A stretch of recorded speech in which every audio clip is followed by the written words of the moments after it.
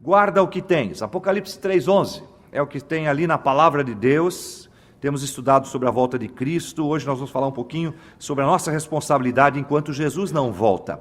Apocalipse 3:11 é o texto da palavra de Deus que nos diz o seguinte: eis que venho sem demora, guarda o que tens para que ninguém tome a tua coroa. Guarda o que tens para que ninguém tome a tua coroa. Vamos orar mais uma vez. Amado Deus, muito obrigado pela tua palavra, pela liberdade que nós temos em nossa nação de estudá-la, de pregá-la. Não há quem nos impeça, e te pedimos, Pai, que o inimigo também não nos impeça, para que o nosso coração esteja receptivo à tua palavra nesta noite. Que possamos sair daqui edificados. Senhor, usa teu servo, seja o Senhor a falar através dele as tuas palavras no coração do teu povo. Por isso nós te pedimos humildemente, orando no nome do Senhor Jesus. Amém. Guarda o que tens, não seja sovina. O que nós estamos tratando? O que será que a palavra de Deus tem a nos dizer sobre este assunto? Guarda o que tens.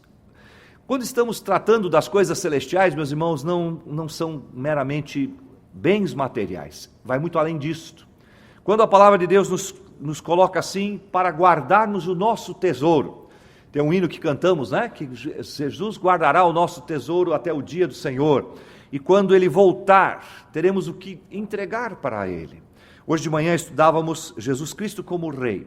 Jesus já é Rei de um reino invisível, eterno, sobrenatural, que abrange todo o universo, em todos os tempos, do início da eternidade ao final da eternidade, se é que podemos limitá-la a início e fim.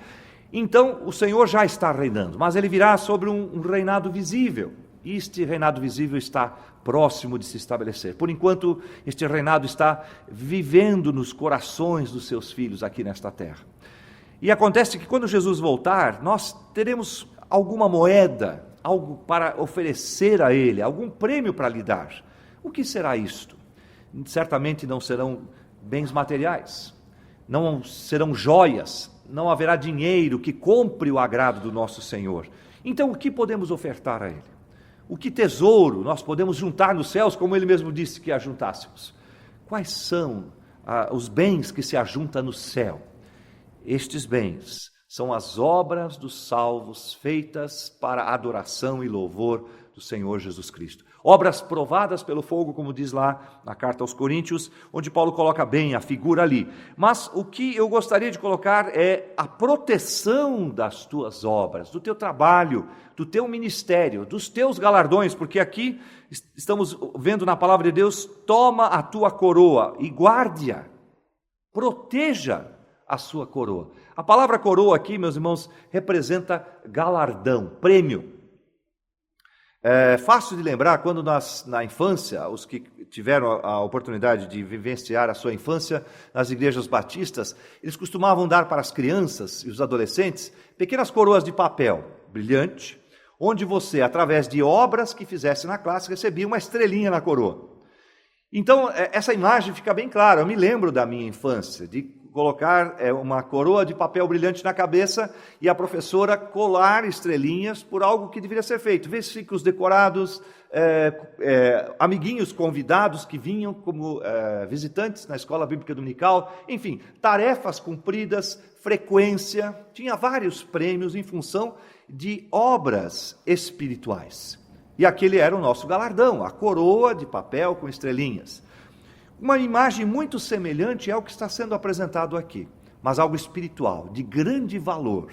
E onde nós temos aqui uma recomendação: guarda o que tens. Vamos passear pela Bíblia agora. Atos capítulo 1, versículo 11, veja ali, onde o Senhor Jesus Cristo nos deixa claro, no início da história da igreja, que Ele voltaria logo, e Ele começou a falar isso há 2000 anos atrás. Então, se era urgente há 2000 anos atrás, agora é ultra urgentíssimo. Atos 1:11, acompanhe comigo a leitura, deixe sua Bíblia bem solta para lermos vários versículos. Atos 1:11 diz assim: os quais lhe disseram: varões galileus, por que estáis olhando para o céu? Este Jesus que dentre vós foi recebido em cima no céu, há de vir, assim como para o céu o vistes ir. Aqui na ascensão do Senhor Jesus Cristo, o início da história cristã. Jesus foi embora, deixou instruções e disse: olha, me aguardem. É o que ele está dizendo aqui, me aguardem. Os anjos alertaram a mesma coisa. 2 Pedro 3,10, mais lá para o final da sua Bíblia. 2 Pedro 3,10, nos fala da surpresa.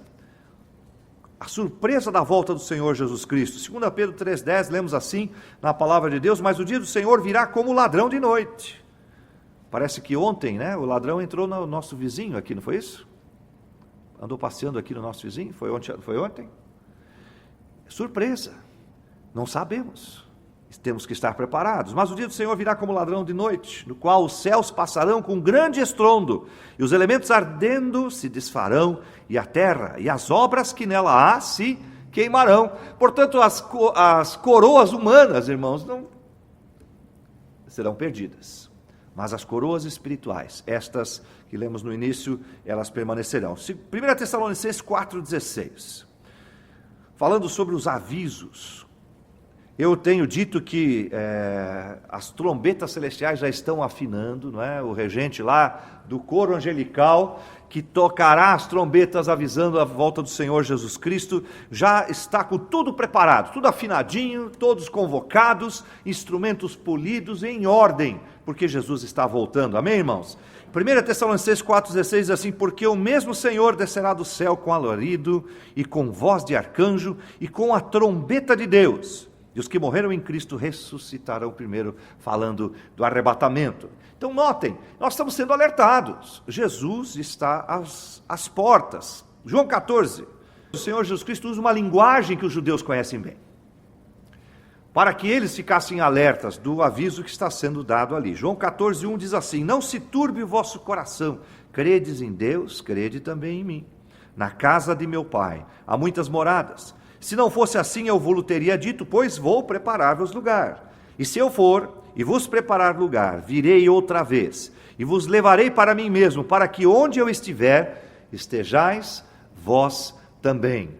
Temos vários avisos aqui, um aviso da presença, da oportunidade, mas também, meus irmãos, do nosso preparo. E terminando esta coleção de versículos em Apocalipse 22:7, o último livro da Bíblia. Como falávamos hoje de manhã, o livro de Apocalipse não é um livro de terror. Para o cristão, ele é um livro de grande esperança, de avisos mesmo, de glórias para o salvo no Senhor Jesus Cristo. E Apocalipse 22:7, nós temos lido assim o que está escrito na palavra de Deus. Apocalipse 22:7, eis que presto venho. A palavra presto aqui é rapidamente, logo. Bem-aventurado aquele que guarda as palavras da profecia deste livro. Eis que cedo venho, e o meu galardão está comigo para dar a cada um segundo a sua obra. Aquele que testifica estas coisas diz: certamente cedo venho. Amém. Ora vem, Senhor Jesus. É o último versículo 20 ali. 22:20. Notem, nós temos vários avisos. No 7, no 12, no 20, desculpem, eu acabei não enunciando os versículos. Apocalipse, vou ler de novo. Apocalipse 22:7, tá? Eis que presto venho. Bem-aventurado aquele que guarda as palavras da profecia deste livro. Agora o 12. Eis que cedo venho, o meu galardão está comigo, o prêmio virá comigo, para dar a cada um segundo a sua obra. Agora o versículo 20, aquele que testifica estas coisas diz: certamente cedo venho, amém. Ora vem, Senhor Jesus. Maranata é a palavra aqui. Muito bem, Maranata é uma palavra aramaica, que significa estou às portas, logo venho, estou chegando. Veja, é uma expressão de adoração. Quer ver onde tem esse versículo também? 1 Coríntios 16:22, essa mesma palavrinha aparece, pelo menos nesses dois versículos, com este sentido. 1 Coríntios 16:22. Este é um versículo duro de ler. Os salvos não têm problema em ouvi-lo, mas aquele que não tem Jesus como seu salvador pessoal deve ouvir com reservas, porque um dia o Senhor Jesus Cristo dirá a mesma coisa na presença de todos. Se alguém não ama o Senhor Jesus Cristo, seja anátema. O que é a palavra anátema? Maldito, maldição. Maranata, ponto e vírgula, outro assunto, Maranata, significa, ora vem Senhor Jesus. Então, veja, irmãos, O alerta da vinda do Senhor Jesus Cristo é de preocupação para quem não tem Jesus, porque em Jesus vindo, a oportunidade da salvação dos seres humanos encerra-se, pelo menos da maneira como nós conhecemos hoje. A facilidade com que as pessoas podem se salvar. Hoje, através de um pequeno folheto, pode ser largado no chão, a pessoa lê, o Espírito Santo lhe toca no coração, e ele é convencido do juízo e da justiça e do pecado, e ele pode se aproximar do Senhor Jesus Cristo como seu Salvador pessoal, ter seu nome escrito no livro da vida e ser chamado na hora certa para morar para sempre com Deus. Mas virão tempos em que a salvação será por grande dificuldade. Por enquanto, vivemos, como os teólogos gostam de dizer, no tempo da graça. Eu gosto de dizer no tempo da supergraça, porque já no passado era graça. Sempre foi pela graça de Deus a nossa salvação, mas agora estamos na supergraça. É tão fácil, é tão simples aceitar Jesus Cristo, tão somente pela fé. Não há nenhum esforço humano nesta ação de salvação, só Jesus salva e só Ele completa a nossa salvação, só Ele pode garanti-la até o dia em que Ele virá nos oferecê-la completamente de suas próprias mãos. Mas fica o alerta do início: guarda o que tens. A palavra guardar, aqui o verbo guardar, tem o sentido de conservar, de manutenção. Não é no sentido de botar no bolso e não mostrar para ninguém, né? De botar numa poupança para que cresça, mas é no sentido de, inclusive, fazer prosperar, de proteger, de defender. Então, guarda o que tens. 2 Timóteo 4,7. O apóstolo Paulo usa as palavras aqui não por vaidade, mas para uma declaração de testemunho. 2 Timóteo 4,7, temos a mesma palavra no original, que diz assim, 2 Timóteo 4,7, combati o bom combate, acabei a carreira, guardei a fé. Eu a protegi, eu a fiz prosperar, eu lutei por ela, eu vivi por ela, guardei a fé. Guarda o que tens. Hebreus capítulo 2, verso 1. Eu gosto muito de mencionar bastante versículos, porque o que tem que falar no nosso coração é a palavra de Deus. O pregador aqui é apenas uma ferramenta do Senhor, mas são os versículos do que Deus inspirou homens santos no passado para que escrevessem e deixassem para testemunho da glória de Deus que devem nos tocar. Hebreus 2:1. Hebreus capítulo 2, a carta aos Hebreus, capítulo 2, verso 1, onde lemos o seguinte na palavra de Deus: portanto, convém-nos atentar com mais diligência para as coisas que já temos ouvido, para que em tempo algum nos desviemos delas. Sabe, meus irmãos, nós vamos ler mais para frente outros versículos, mas este versículo nos conclama uma responsabilidade. Eu tenho notado que, infelizmente, o mundo tem ensinado nossas crianças, e muito rapidamente. Houve um tempo no passado em que as crianças ouviam só a voz de seus pais. E, portanto, os valores que eles eram ensinados vinham de gerações, da tradição familiar, e muitas vezes tradições boas, de conformidade com a palavra de Deus. Hoje, mesmo os nossos filhos, salvos em Jesus Cristo, criados em nossas casas, eles têm recebido instruções diabólicas, instruções anti-Deus e instruções de maldade. Portanto, esta modernidade é muito perigosa para as gerações presentes e futuras. Toda vez que você pensar em ter um filho, lembre-se desta responsabilidade, de cercar seu filho, para que ele possa ter escolha, porque o mundo só propõe uma. Ele precisa ouvir pelo menos o outro lado, para tomar a sua decisão.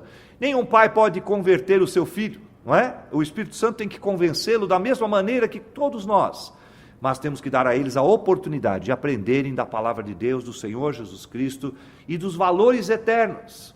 A igreja mantém os valores, ela está aqui para isso. Os valores eternos devem ser mantidos pela igreja, mas infelizmente o mundo troca os seus valores a cada geração, a cada momento, a cada situação nova. Muito cuidado.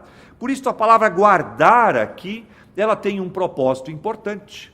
Às vezes, o guardar o que tens representa guardar os nossos queridos, proteger os nossos familiares, nossos filhos, a nossa igreja, a nossa fé, a bandeira que o Senhor Jesus Cristo nos deu para defender. Salmo 119, 11. E ao fazer isto, nós precisamos dos instrumentos que Deus mesmo providenciou, nos disponibilizou. Nós temos aparelhos espirituais para nos ajudar. Um deles está aqui no Salmo 119, verso 11, conhecido versículo. As crianças têm decorado na escola bíblica dominical, você deve conhecê-lo. Salmo 119, 11 diz: escondi a tua palavra no meu coração, para eu não pecar contra ti. O pecado que tão de perto nos rodeia, nós precisamos de proteção. Se não precisássemos de proteção, Jesus Cristo não haveria a necessidade de se oferecer na cruz por nós. Nós não temos poder sobre o pecado, não conseguimos nos livrar de sua influência, precisamos de ajuda sobrenatural. Primeiro, para a blindagem da salvação em Cristo Jesus. Segundo, para a proteção diária do Espírito do Senhor. Apocalipse 2,4. Existe, infelizmente, alguns que relutam em seguir o caminho e mantêm o seu ministério guardado, não no sentido de protegido, mas no sentido de escondido. Veja lá, Apocalipse 2,4. O Senhor Jesus Cristo está falando textualmente estas palavras a uma igreja. Apocalipse 2,4 diz assim: tenho, porém, contra ti que deixaste a tua primeira caridade, ou na outra tradução, o teu primeiro amor. A repreensão aqui é para uma igreja rica, aparelhada, e que deixou de pregar a palavra de Deus. Uma igreja que esqueceu-se das almas perdidas, que se tornou um clube de encontros, uma confraria de irmãos. Meus irmãos, este é um perigo muito grande, que pode acontecer realmente com as igrejas. Nós não podemos nos esquecer que a missão oferecida pelo Senhor Jesus Cristo, a sua noiva, é de proclamar a sua palavra.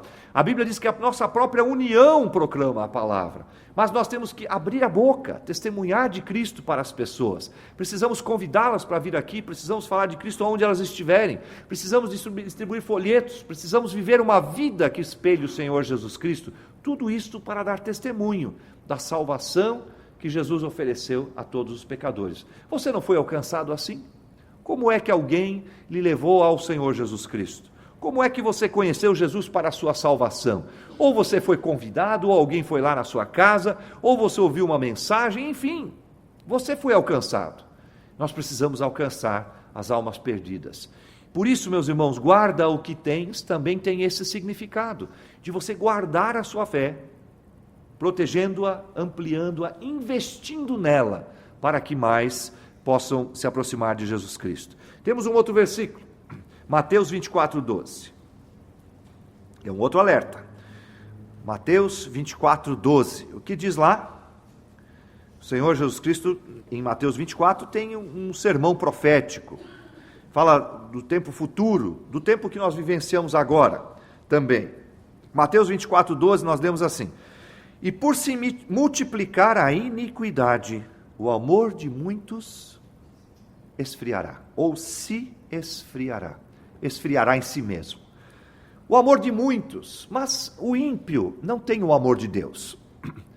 Então nós estamos tratando aqui daqueles que têm o amor. Deus é amor, precisa ter Deus no coração para representar o amor.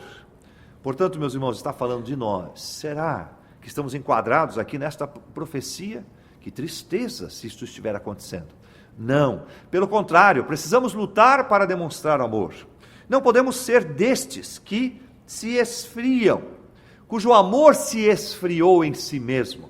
E olha, meus irmãos, não é difícil das pessoas se esfriarem, não é? Hoje, o falecimento de alguém, um acidente de carro, uma tragédia, tem repercussão por algum tempo e logo as pessoas esquecem. Hoje as pessoas não têm mais o devido respeito com quem adoece, com quem falece, com a necessidade das pessoas. Hoje você fica sabendo de alguma notícia na televisão e aquilo se torna trivial, vulgar. E vulgar não no sentido da notícia, mas de não ter apreciação, de não fazer muito sentido, de passar batido, como se usa na expressão moderna.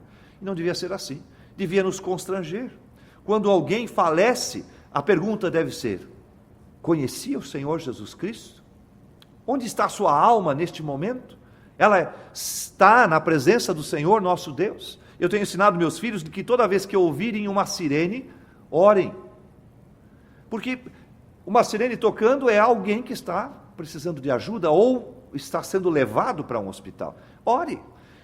Faça com que a sua presença, do Senhor Jesus Cristo na sua vida lhe traga sensibilidade, lhe traga amor. O amor se esfriará. Que tristeza! As pessoas hoje moram juntas em conglomerados de 1000 famílias, num pequeno espaço geográfico. Mas muitos não se conhecem, e quando as suas relações são terríveis, barulhentas, ruidosas, perigosas e até de tragédia.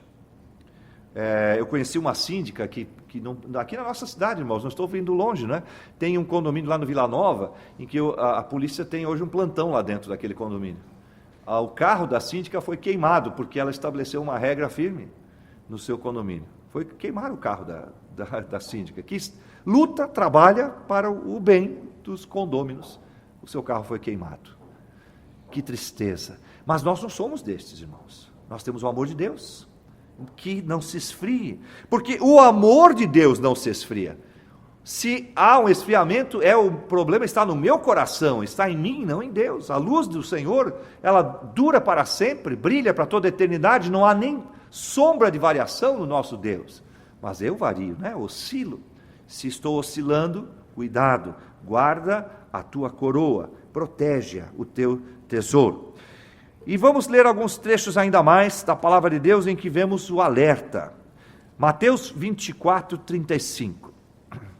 O que é maravilhoso, meus irmãos, sobre a modernidade, é que as coisas mudam, mas a palavra de Deus não precisa mudar, amém, irmãos? Porque o que é perfeito não precisa de mudança. O que é imperfeito precisa mudar, até que alcance a perfeição. Mas a palavra de Deus é perfeita, portanto não carece mudar. Por isso, a palavra do Senhor Jesus Cristo é eterna. Nós podemos ensinar aos nossos filhos, nós podemos instruí-los nestas palavras maravilhosas. Curiosamente, hoje você faz uma faculdade e provavelmente quando você conseguir o seu diploma, você terá conhecimentos desatualizados. Porque as coisas caminham numa velocidade tão grande que você, ao terminar a sua faculdade, que vai durar lá, uma faculdade na área técnica, 5 anos, as primeiras matérias já estarão totalmente desatualizadas. E as últimas, porque foram as últimas, talvez não. Então você tem que estar permanentemente se atualizando. Que dureza, não é? Que tristeza isto. Mas com relação à palavra de Deus, você pode pegar uma enciclopédia bíblica, como eu tenho a oportunidade de ter uma lá, que tem mais de 100 anos. E você pode estudar nela, você pode usar aquele conhecimento que um servo do Senhor que não está mais conosco, irmão Germano, estudou e escrutinou a palavra de Deus, foi lá no profundo do seu estudo e você pode estudá-la hoje porque a palavra do Senhor é como está em Mateus 24, 35. Mateus 24, 35 diz assim: o céu e a terra passarão, mas as minhas palavras não hão de passar. Um texto semelhante está em Marcos 13, 31, passará o céu e a terra, mas as minhas palavras não passarão. Então, meus irmãos, o que nós estamos estudando aqui é para toda a eternidade, não caduca, não encerra, não perde a validade, vai ser para sempre. Então eu posso acumular o conhecimento do Senhor e somá-lo. O conhecimento humano eu acumulo por um tempo e é que nem um maná no deserto, Não dá para guardar para o dia seguinte, porque no dia seguinte já não serve mais. Mas a palavra do Senhor é para sempre, é para sempre. Então você pode crescer no conhecimento do Senhor a cada dia um pouco mais, buscando o amadurecimento até chegar à estatura de varão perfeito, porque nada do que você estudar na palavra de Deus se perderá. Você vai levar este conhecimento para toda a eternidade, não é, irmã Margarida? Para sempre. Lá no céu você discutirá com o Senhor Jesus Cristo, fará aquelas perguntas do Geraldo, O que é que o Senhor quis dizer com aquilo, meu Senhor? Eu gosto do espírito de curiosidade do irmão Geraldo, será que é bem assim? E aí nós vamos perguntar para o Senhor Jesus Cristo, porque é eterno, não importa, o irmãozinho de 2000 anos atrás tem o mesmo conhecimento que nós temos aqui. E isto para alguns pode soar loucura. Não é? No mundo moderno em que as coisas mudam, né? O programa que foi aprovado na sua máquina hoje, na semana que vem não se sabe se vai funcionar, porque já não mudou tudo. A palavra de Deus é para sempre. E aí você pode pensar como fica a confusão na cabeça das crianças, né?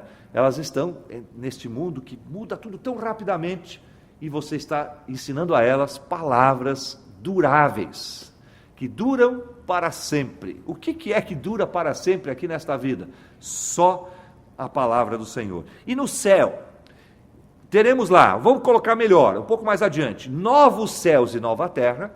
Nós teremos as palavras do Senhor Jesus Cristo e lá estarão também as novas criaturas. O restante tudo demais não estará mais lá. Vai ser tudo diferente. Já pensou que maravilhoso? A química como conhecemos hoje vai ser diferente. A física como conhecemos hoje vai ser diferente. A biologia, irmão Paulo, vai ser diferente. Como será que esta vida vai existir nos novos céus e na nova terra? Tudo novo na presença do Senhor. E olha, meus irmãos, se não podemos guardar tradições humanas, porque tem pouco valor, nós podemos guardar a tradição da palavra de Deus. Quando Deus escolheu Israel através de Abraão, ele escolheu um homem cabeça dura. E tinha que ser cabeça dura. Os seus descendentes tinham que ser cabeça dura. E não só cabeça dura, tem que ser índole dura, persistência de rocha, porque foram os guardiães da palavra do Senhor, não é? Deus deu lá, começando por Abraão, a palavra foi de tradição verbal até chegar nos 10 mandamentos, depois foram os escritos, e as coisas caminharam até a presença do Senhor Jesus Cristo, como cenário, como pano de fundo, preparando o cumprimento da lei, que Jesus foi o único a cumprir. E depois vem o Novo Testamento, nós o temos aqui, e eles se integram perfeitamente, não caducou o velho, pelo contrário, preparou para o novo. E agora temos o novo, e ambos falam aos nossos corações todos os dias. Por isso insisto, meus irmãos, na campanha da Escola Bíblica Dominical. Venha estudar a palavra de Deus, faça um esforço para estudar a palavra de Deus. Alguns minutinhos de estudo por semana, aqui na igreja, abençoados, protegidos esses minutos, em que você vai ter uma grande quantidade de bênção, em poucas palavras estudadas aqui. E você vai poder oportunizar seu filho, seus filhos, sua esposa, seu esposo, para que ele também tenha esse conhecimento eterno, que dura para sempre. Qualquer coisa a mais que você ouvir, ou escutar, ou estudar, ou guardar no seu coração, terá valor bastante efêmero, mas a palavra de Deus é para sempre. Amém, irmãos? 1 Pedro 1,18. Esta coroa não é feita de material corruptível. O que é incorruptível neste mundo, hein? Será? Nós pegamos o aço, que foi, quando foi descoberto o ferro e o aço, foi a grande descoberta. E hoje nós o protegemos, cobrimos com camadas de outros metais para que eles não se enferrujem, que durem um pouco mais. Criamos reações químicas na superfície do aço para que se torne patinável, isto é, para que não continue corroendo e enferrujando. Mas ainda assim tem problemas de corrupção. O que diz a palavra de Deus em 1 Pedro 1,18? Sabendo que não foi com coisas corruptíveis, como prata ou ouro, que fostes resgatados da vossa vã maneira de viver, que por tradição recebestes de vossos pais. Nós fomos comprados pelo precioso sangue do Senhor Jesus Cristo, cuja repercussão é eterna, que não caduca. A salvação oferecida pelo Senhor Jesus Cristo, ela era antes dele, está sendo depois dele, e para toda a eternidade será comemorada a salvação oferecida pelo Senhor Jesus Cristo. Portanto, meus irmãos, podemos levar esta palavra adiante, temos que lutar por ela, guardar este tesouro, porque ele é muito, muito precioso. E vou repetir, muito precioso, 3 vezes, como a palavra de Deus quando quer insistir no assunto, né? Na verdade vos digo, eu quero fazer mais. Ele é muito, muito, muitíssimo precioso, a palavra de Deus. 2 Timóteo 1,5. E eu me lembro deste versículo, meus irmãos, como um exemplo de relacionamento familiar quando se trata das coisas da fé. 2 Timóteo 1,5. Eu acho tão bonito, né, quando um casal se forma e logo vem os bebês, e depois as crianças, depois eles crescem, né? Que pena, quer dizer, que maravilha, né? E eles vão se tornar grandões, aí vem as dificuldades e tudo mais, mas é lá na infância. O Senhor Deus nos deu uma oportunidade de moldar um caráter, que responsabilidade, e que medo, né? Como fazer isto?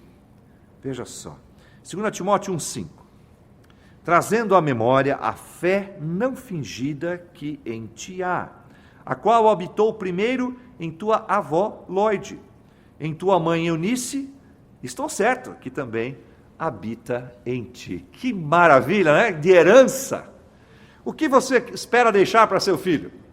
Ah, pastor, um carro, uma casa, um diploma para botar na parede, para pegar poeira, porque, né, se caduca logo que você sai. E aí, o que você pode deixar para o seu filho? Que herança maravilhosa, né? Você conheceu essa tal de Eunice? Mas ela é famosa. Todo mundo lembra dela. Por quê? Por causa do seu netinho, um jovem pastor, que Paulo tinha um carinho apaixonado por ele. Pupilo de Paulo, seguidor das palavras de sua avó, que depois passou para sua mãe, que finalmente chegou no seu coraçãozinho, cresceu com aquelas palavras e foi uma grande ferramenta na obra de Deus. Eis aqui um precioso tesouro, uma preciosa herança que devemos deixar para os nossos filhos. Meus irmãos, muitas vezes eu me preocupo, como o sistema americano faz, não é? A criança chega ali nos 15, 16 anos de idade, ela é literalmente expulsa de casa pela sociedade. Esse é o padrão lá. O sujeito vai para fora de casa, vai estudar numa faculdade em algum lugar. E aí então aprendem o que você possa imaginar de mais terrível e lamentável que um ser humano possa aprender. Mas espera aí, ele não está indo lá para Princeton, para Harvard, para outras faculdades? Está. Só que o problema não é o conhecimento dentro da escola, mas o conhecimento periférico. E este é terrível. Então, eles são preparados para o mundo. E eu ouvi uma vez um estudioso lá, instrutor, pedagogo nos Estados Unidos, dizendo que isso fazia parte do amadurecimento do jovem americano. Que amadurecimento é este? Os resultados mostram, né? Uma nação que se esqueceu do Senhor, uma nação que está perdida em seus delitos e pecados, e temos lá a indústria de pecados, Hollywood, enfim, tudo que é de ruim, que tem de pior neste mundo, se desenvolve e cresce rapidamente naquela nação. O que aconteceu? Faltou a tradição familiar, do ensino da palavra de Deus, porque quem instrui o menino, até quando crescer, são seus pais. É a ele que é dada a responsabilidade. Portanto, meus irmãos, temos que fazer como nós temos lá em Judas, capítulo único 3, versículo 3. Judas, nós recebemos o ministério da conservação, guarda, o ministério da manutenção da palavra de Deus. Judas 3, diz assim: amados, procurando eu escrever-vos com toda a diligência, lá no finalzinho da sua Bíblia, amados, procurando eu escrever-vos com toda a diligência acerca da comum salvação, tive por necessidade escrever-vos e exortar-vos a batalhar pela fé que uma vez foi dada pelos santos. A palavra batalhar aqui está inserida no contexto do nosso estudo. Guardar o que tens. Guardar. Sabe, meus irmãos, esta igreja poderia estar lotada aqui hoje à noite, se nós oferecêssemos algum subterfúgio humano, algo que a carne deseja. Porque então, os interesses humanos seriam preenchidos e aí a igreja estaria cheia. Você poderia oferecer para você, olha, Deus tem um bom emprego de diretor para você numa grande indústria. Olha, você vai conseguir comprar o seu carro novo, a cura, enfim, a mulher dos seus sonhos, porque está sendo vendido por aí também, né? O homem dos seus sonhos, casamento, enfim, quantas coisas estão sendo oferecidas, mas isto é humano, isto tem pouco valor. Tem seu valor também, claro que tem, mas não é o principal. Portanto, irmãos, quando nós começamos a pregar a palavra de Deus, é mais ou menos com aquela multidão, né, que depois de ter seus interesses satisfeitos, Jesus multiplicou os pães e os peixes e satisfez as necessidades humanas de todos aqueles lá. E aí ele começou a pregar sobre a responsabilidade espiritual. Sabe o que aconteceu? Ficou um punhadinho. E olha que Jesus fez 2 vezes isso. Nas 2 vezes foi exatamente igual. E eu fico pensando, será que Jesus não sabia o resultado daquilo que ia acontecer lá? Ele sabia sim, mas ele deixou registrado para mim e para você. Para que se algum pastor quiser começar a oferecer lanchinho, oferecer coisas humanas nas igrejas, saiba que o resultado espiritual final vai ser sofrível. Mas que o que precisamos apresentar no interior da igreja são as coisas espirituais. Colossenses 4,17, veja lá.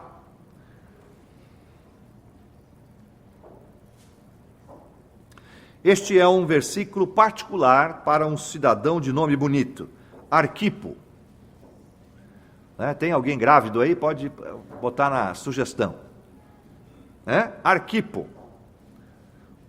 Pelo menos é o que está na minha tradução, não sei se talvez o grego talvez pudesse ser Arquipo, né? Colossenses 4,17, é um nome grego. Dizei a Arquipo, pelo menos é como está anotado aqui, atenta para o ministério que recebeste no Senhor, para que o negligencies. Cumpras.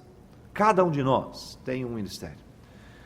O Senhor espera que nós o cumpramos com diligência, com preciosidade, com paixão, com garra. Quanto nós temos garra para coisas que são efêmeras, que tem pouco cuidado. O apóstolo Paulo fala sobre aquele sujeito que luta para ganhar uma coroa humana no final de uma corrida. Não é? O atleta, ele corre, se esforça para uma coroa efêmera. E meus irmãos, naquela época não era uma medalha de ouro, não, era uma coroa de louros mesmo. Você já cortou algum galinho de qualquer coisa e botou lá na sua casa? Esses dias a Cátia recebeu a visita de uma irmãzinha lá, já faz umas 2 semanas, está até hoje lá ainda, está verdinho lá.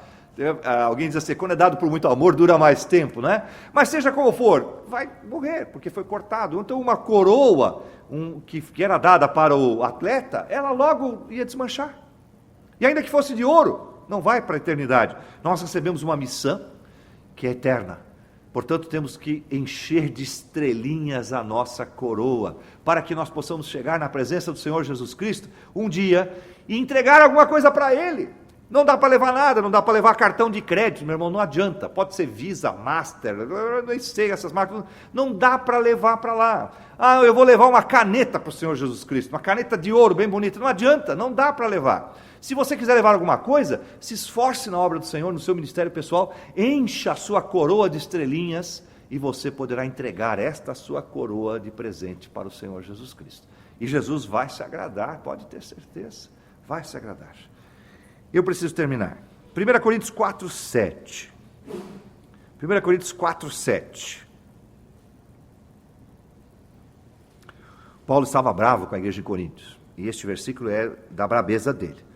Porque Coríntios achava o seguinte, olha, nós somos os bons. A nossa igreja é a igreja. E nós sabemos que não é bem assim, né? Paulo repreendeu alguns lá por pecados que até o citar é vergonhoso. E veja o que está dizendo ali Paulo, 1 Coríntios 4,7.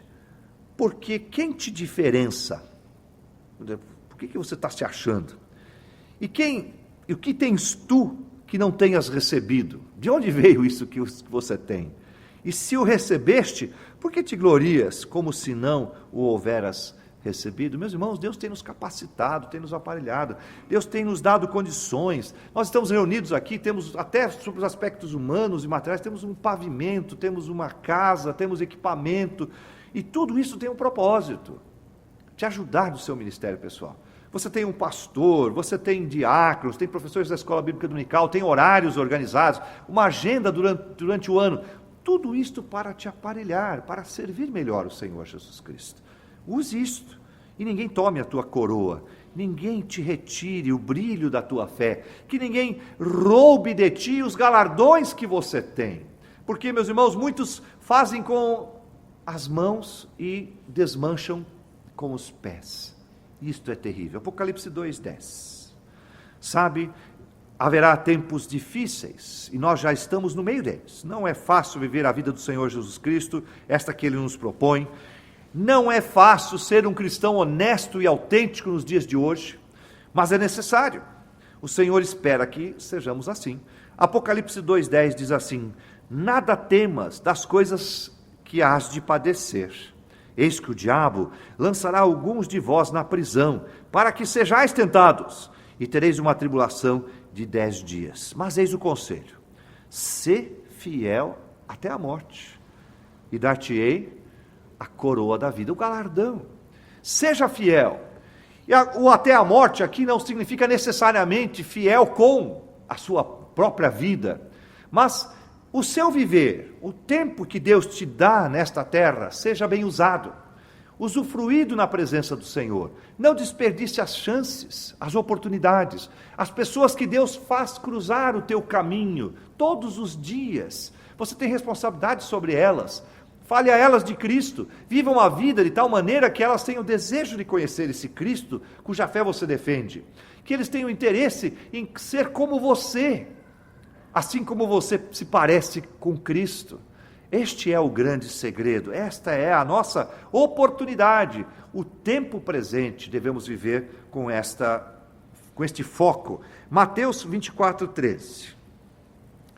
E este versículo é muito mal interpretado. Não vou entrar nesta questão aqui sobre a salvação por mérito. Não é meritocracia, tá? Isto é coisa de partido político. É plano para introduzir no sistema funcional de carreira dos funcionários públicos. Mas meritocracia, no sentido espiritual, não existe. O único mérito que nós temos é na pessoa do Senhor Jesus Cristo. Foi Ele que comprou a minha salvação, é Ele que me sustenta, e os galardões eu ganharei simplesmente por ser um bom instrumento utilizado por Deus. Mateus 24:13 diz: mas aquele que perseverar até o fim será salvo. Irmãos, o que se espera quando se ouve um versículo como este? Qual é o desafio? Perseverar, ficar firme, e o fim está próximo. Portanto, meus irmãos, mantenha-se firme, agarre-se com Deus, fique firme. Você passará por tribulações de 10 dias, o quanto representará os 10 dias? Talvez será a sua vida toda, talvez será um breve tempo, mas fique firme, agarre-se com Deus, lute a boa batalha, de 2 Timóteo, capítulo 4, versículo 7. 2 Timóteo 4, 7, vai lá comigo. Não é? A boa batalha.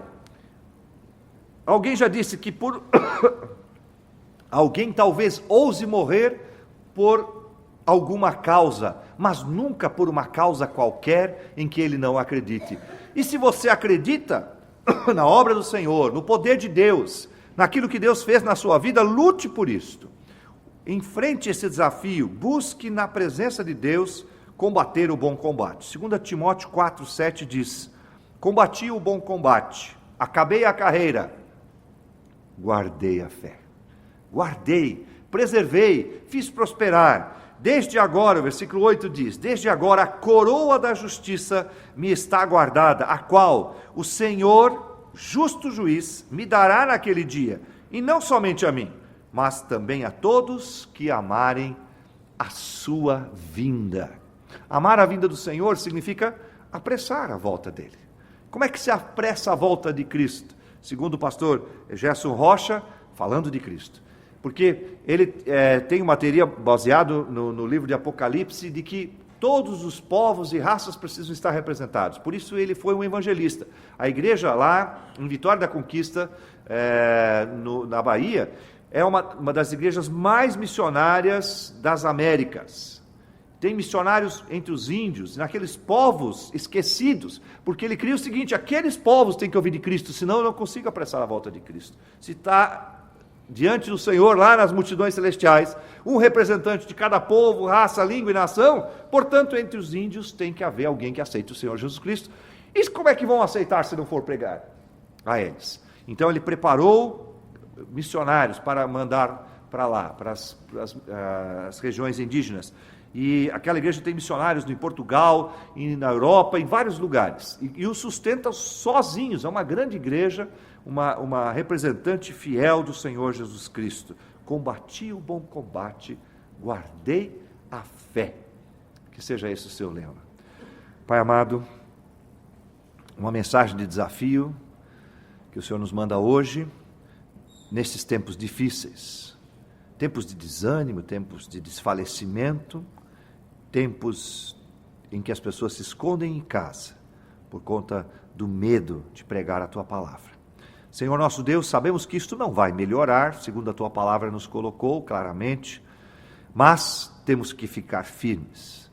Portanto, Pai, nos abençoe, desafie o Teu povo, faça com que Teu povo tenha a coragem do Espírito Santo, a audácia do Senhor, para cumprir o seu papel, aquilo que o Senhor espera de cada um de nós. Que esta igreja seja uma igreja lutadora, de crentes fiéis, que batalhem a boa batalha, que lutem a boa guerra, a santa guerra do Evangelho do Senhor Jesus Cristo, para que muitas e muitas almas se convertam ao Senhor Jesus, as suas almas sejam libertas do pecado e da escravidão, do medo e do terror das trevas, sejam poupadas do inferno, para que vão habitar para todos sempre na presença do Senhor Jesus Cristo. Ó Pai, nos dê esta visão. 2016 está se aproximando, que esta igreja seja mais evangelizadora, que seja mais abençoadora, que a igreja esteja mais cheia, que haja mais estudantes na escola bíblica dominical, a única oportunidade que temos de trazer nossos filhos ao conhecimento do Senhor, porque o mundo ensina coisas erradas. Ó Pai, que esta igreja se esforce mais e cresça mais para a Tua honra e Tua glória. E assim, Pai, para isto acontecer, cada um de nós precisa ser desafiado e convocado para esta santa batalha celestial. Obrigado, Pai, pela Tua palavra mais uma vez. Eu oro no nome do Senhor Jesus. Amém.